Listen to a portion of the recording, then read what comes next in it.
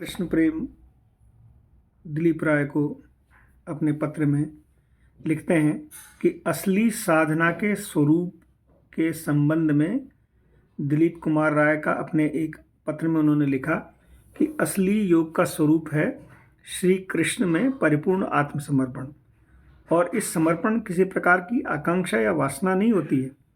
श्री कृष्ण चरणों में अपने आत्मा का पूर्ण उत्सर्ग, जो भी कार्य या विचार आत्मा के इस प्रकार के उत्सर्ग को संभव करे, वही है असली साधन। और इस पूर्ण उत्सर्ग के फलस्वरूप जो आत्मिक वस्तु साधक के उपलक्ष्य समक्ष उपस्थित हो, वही लीला है।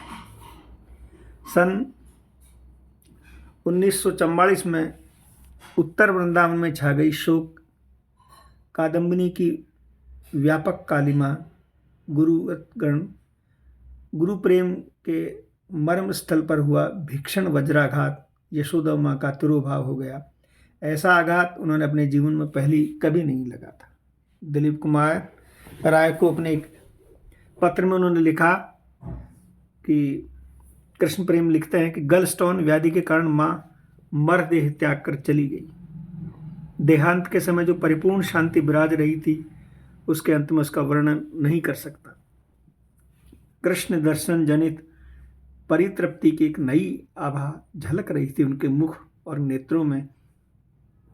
मैं ठीक जानता हूँ कि वे अब भी हमारे बीच विराज रही हैं, पहले से भी अधिक घनिष्ठ रूप से। किसी भी उनके दैहिक सानिध्य का अभाव मुझे असह्य हो रहा है। तुम तो जानते हो दिलीप, माँ मेरे निकट कौन सी परम वस्तु थी। 20 वर्षों से अधिक थे वे मेरी सद्गुरु और मेरी माँ। उन्हें केंद्र में रखकर ही मैंने अपना सारा संसार बनाया था। अब भी वे उसी केंद्र रूप में विराजमान रही हैं। सही, परंतु उन्हें देह में न देख पाने का दुख बड़ा असहनीय है। तिरुभाव के पश्चात भी माँ अपने प्रिय गोपाल की अपनी आंखों से ओझल कभी नहीं किया।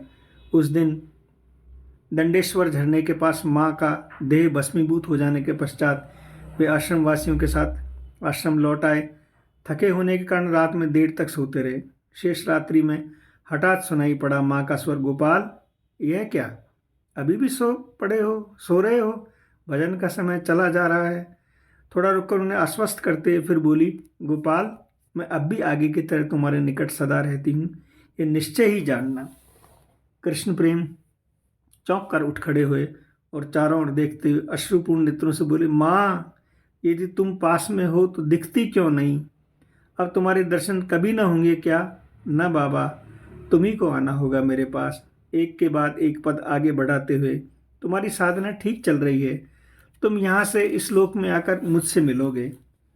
कृष्ण प्रेम जाड़ों में अधिकतर वृंदावन चले जाया करते थे। वहाँ परम गुरुदेव श्री बालकृष्ण गोस्वामी के निकट रहकर सर्दियों के कुछ दिन निकाल देने के उद्देश्य से प्रथम बार वे जब माँ के साथ वृंदावन गए थे तो 18 फरवरी सन 1931 को ठहरे थे ज्ञान गुदड़ी में, भरतपुर वालों की बगीचे में। उन्हें देख वहाँ अच्छे खासी हलचल मच गई थी। वे शायद पहले यूरोपियन थे जिन्हें कंठी माला सहित वैष्णव के वेश में वृंदावन में देखा गया था। उनकी असाधारण बुद्धि और विद्वता, उनके विशुद्ध वैष्णवचित आचार विचार में श्री राधारमण मंदिर के गोस्वामी उनके विशेष रूप से प्रभावित थे। उन्हें अधिकारी जान उन्होंने श्री राधारमण के मंदिर में प्रवेश कर श्री राधारमण के दर्शन करने में भी कोई आपत्ति नहीं की थी। उनका वृंदावन के कुछ वैष्णवों ने विरोध किया था, पर विरोध शीघ्र शांत हो गया। इतना ही नहीं, उनके सम्मान में गोस्वामी श्री बनमाली लाला जी की अध्यक्षता में एक सभा आयोजित की गई, जिसमें उन्हें उपाधि प्रदान किया गया और गौर प्रेम निधि की उपाधि दी गई। कृष्ण प्रेम शायद पहले यूरोपियन थे जिन्हें किसी हिंदू मंदिर में प्रवेश किया गया था और जिनका वैष्णव समाज ने इस प्रकार सम्मान किया था। गौर प्रेम निधि की इस उपाधि के पीछे एक रहस्य है जिसका श्री बालकृष्ण गोस्वामी जी ने अपने डायरी में उद्घट किया। कृष्ण प्रेम से पहले श्री गौरांग महाप्रभु श्री कृष्ण अवतार नहीं मानते थे। उनकी धारणा थी कि सांप्रदायिक लोग उन्हें अवतार बता दिया है। उन्होंने संकल्प किया कि गौड़ीय संप्रदाय के अंतर्भुक्त होते हुए भी वे तब तक उन्हें अवतार न मानेंगे जब तक उन्हें श्री कृष्ण से ही इस संबंध में कोई संकेत प्राप्त न हो। फलस्वरूप भक्तवान छाकल्पत्रु श्री कृष्ण ने स्वप्न में दर्शन देकर उनसे कहा जो मैं हूँ वही चैतन्य महाप्रभु है। तभी से उनके गौर प्रेम की वृद्धि होने लगी और वे गौर प्रेम निधि बन गए थे। माँ के अंतर्ध्यान के पश्चात कृष्ण प्रेम वृंदावन जाते रहे। एक बार जब वे वृंदावन में थे तो उनके साथ श्री मती रानी भी, जिन्होंने अपने उनसे मंत्र दीक्षा और संन्यास ले लिया था। काशी के डॉक्टर गोविंद गोपाल मुखोपाध्याय को भी उन्होंने वहाँ बुला लिया। उसी समय वहाँ डॉक्टर गोविंद गोपाल के बड़े भाई कृष्ण प्रेम के पुराने बंधु के टेलीग्राम आया। उसमें उन्होंने श्री कृष्ण से प्रेम से अनुरोध किया कि मृतोला लौटते समय बैद्यनाथ धाम से उनके पास होकर जाने का। उनके पास जाने के लिए मती रानी और डॉक्टर गोविंद गोपाल श्री कृष्ण प्रेम सोच विचार कर रहे थे। हठात वे उठ खड़े हुए बोले, रुको, मैं अभी आता हूँ। वे अपने कमरे में गए। थोड़ी देर बाद आकर बोले, माँ का निर्देश प्राप्त है। उन्होंने कहा, तुम मृतोला चले जाओ, तुम्हारा वहाँ पहुँचना बहुत आवश्यक है। तत्काल वे मृतोला चले गए। देखा कि जिस पुजारी पर ठाकुर की सेवा पूजा का भार छूट गए थे वह चला गया। यदि उस दिन वहाँ न पहुँचते तो ठाकुर सेवा न हो सकती, शायद उन्हें उपवास ही रहना पड़ता। वृंदावन जाते जाते कृष्ण प्रेम ने वृंदावनी राधा भाव का संचार हुआ। वे हर समय राधा का चिंतन करते, राधा का कीर्तन करते। किसी को बुलाना होता तो वृंदावन के भक्तों की तरह जय राधे कहकर उसे संबोधन करते। राधा रानी ने भी अपना सारा स्नेह उन पर उड़ेल दिया। वे उन्हें साक्षात बात करती, उन्हें आदेश निर्देश देती। इस संबंध में भारत साधक के लेखक श्री प्रथमनाथ भट्टाचार्य ने अपनी और श्री कृष्ण प्रेम की घनिष्ठ प्रेम मित्र श्री हेरम मुखोपाध्याय की आंखों देखी एक मनोज्ञ घटना वर्णन की है। भक्त सुशील और उनकी स्त्री आरती श्री कृष्ण प्रेम के शिष्य थे। सुनील इलाहाबाद में किसी दफ्तर में काम करते थे और बीच बीच में मृतोला जाते रहते थे, गुरुदेव का संग करते। एक बार वे उनकी स्त्री दोनों बेचैन थे शीघ्र ही किसी प्रकार से गुरुदेव के पास पहुंच जाने को, पर पैसे नहीं थे और नहीं टिकट खरीदने। तब को क्या करें, सोचते सोचते स्त्री बोली, लो ये मेरे सोने के कड़े बेच डालो। सोने के कड़े बेचकर वे परमानंद पूर्वक मृतोला पहुंच गए। एक दिन कृष्ण प्रेम ठाकुर की सेवा पूजा करके बाहर निकले। उनके हाथ में सोने के 2 कड़े थे। सुनील और आरती के पास आकर स्निग्ध स्वर से बोले, आरती बताओ तो तुमने अपने सोने के कड़े क्या किए, सच बताना। आरती मुंह नीचे कर खड़ी रही। कृष्ण प्रेम बंद मुस्कुराते हुए और बोले, राधा रानी ने मुझे सब बता दिया है। तुम लोग यहाँ आने की छटपटी में तुरंत खर्च न जुटा सके, इसलिए कड़े बेच दिए। राधा रानी ने मुझसे कहा है मेरे हाथों के कड़े खोलकर आरती को दे दो, उसके नंगे हाथ अच्छे नहीं लगते।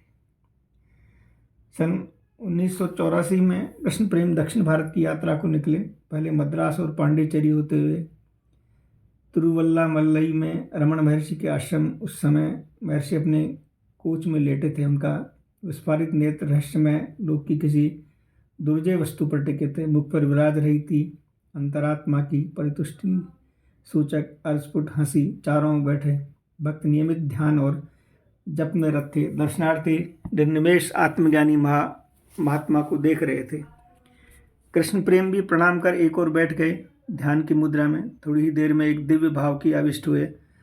अंतरलोक में स्फुट स्वरों में ध्वनित हुआ एक प्रश्न, कौन हो तुम, कौन हो तुम, क्या है तुम्हारा स्वरूप। पहले उन्होंने इस पर कोई ध्यान नहीं दिया, पर जब बार बार वही प्रश्न सुनाई पड़ा तो वे बोले, मैं हूँ कृष्ण का नगण्य दास, इसके सिवा और कुछ नहीं। फिर ध्वनित हुई दूसरा प्रश्न, कौन कृष्ण, कौन कृष्ण। नंदसुत कृष्ण, बंसीधारी स्वयं श्री भगवान। प्रश्नकर्ता ने जब और प्रश्न कर इससे भी उनके पीछे उन्हें ठेलना चाहा। उन्होंने कृपामयी राधा रानी की शरण ली। राधा रानी ने उत्तर दिया, कृष्ण को छोड़ किसी वस्तु का अस्तित्व ही नहीं है। तब उनका और परिचय क्या हो सकता है। कृष्ण का परिचय कृष्ण ही दे सकते हैं। मनुष्य की क्या क्षमता जो उसके संबंध में कुछ कह सके। दूसरे दिन प्रातः जब वे महर्षि के निकट थे तो उन्होंने उनके प्रति घुमाई अपनी अंतस्पर्शी दृष्टि और दूर कुछ देर नीरव रहकर हंस दिए। कृष्ण प्रेम समझ गए कि पिछले दिन उनके अंतरात्मा में जो प्रश्न उठे थे उनके पीछे वे ही थे।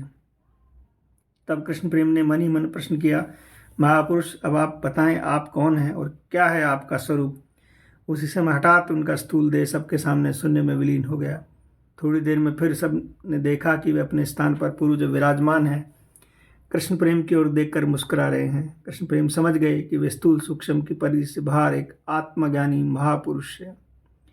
जब श्री कृष्ण प्रेम महर्षि के आश्रम में चले गए तब उन्होंने अपने एक भक्त के से उनकी प्रशंसा करते हुए कहा था, कृष्ण प्रेम में एक ज्ञानी और भक्त का अद्भुत समावेश है। तिरुवल्लालाई में कृष्ण प्रेम चिन्नापल्ली होते हुए श्रीरंगम गए। वहाँ शेषशाही रंगनाथ की मूर्ति के दर्शन किए। उस समय उन्हें एक दिव्य अनुभूति हुई। उन्होंने वहाँ लौटते समय पांडिचेरी में दिलीप राय से उसका वर्णन किया और दिलीप राय के शब्दों में उन्होंने कहा, वह एक अद्भुत दृश्य था दिलीप। जैसे ही मैंने रंगनाथ की दंडवत की, मेरा बहा चेतना जाती रही। मैंने देखा, क्या बताऊं दिलीप, क्या देखा। ओह, कैसा मनोरम, कैसा आकर्षक। मैं इन जड़ शब्दों से, मरे मरे शब्दों से जीवित ज्वलंत दृश्य का कैसे वर्णन करूं। मैंने देखा एक तरल प्रकाश का अनंत समुद्र। वह षष्ठी के पूर्व का जल्दी था, क्या मैं नहीं जानता। देखते देखते वह समुद्र प्रेम के निश्वास से तरंगायित हुआ और उसकी नीली नीली लहरों में एक एक कर निकट पड़े। अनंत शुभ वर्ण के कमल, प्रत्येक कमल दंडायमान थे। बंसी बजाते श्री कृष्ण और मंद मंद मुस्कुराती राधा। ओ दिलीप, क्या कहूँ, वे कैसी सुषमा, कैसी ध्वनि, कैसी राधा रानी का छलकता प्रेम, कैसी अपूर्व शांति, कैसा अपूर्व आनंद। जब वे कह रहे थे उनका कलेवर कंपित हो रहा था और वाणी रुद्र हो रही थी। प्रेमाश्रु उनके दोनों कपोलों से ढलकर वक्षस्थल को सिक्त कर रहे थे। इस अपनी अनुभूति का वर्णन करते हुए कृष्ण प्रेम ने कहा, भारत के मंदिर और सिद्धपीठ आध्यात्मिकता के एक एक शक्ति केंद्र है। निष्ठा के साथ वहाँ रहकर यदि कोई साधना करे तो उसकी फल की प्राप्ति अवश्य होती।